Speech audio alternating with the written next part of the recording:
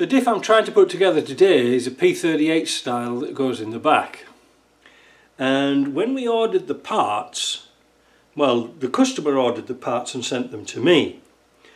But one of the bearings, this one, STC1156, is a Chinese one. And I didn't really want that. And this is a good example to show you why Chinese bearings aren't always the best. But I want to show you the difference. I'm going to take the camera off and show you the difference between a Timken bearing and a Chinese one. Now I'm going to hand hold this camera. This is here the Timken bearing. Yeah, Timken. This is the original bearing, and it should be a little bit worn. You can see I've got my gauge on 0. You can see here there's 1/18,000th of an inch difference. I know it's in inches, but well, you'll have to bear with it.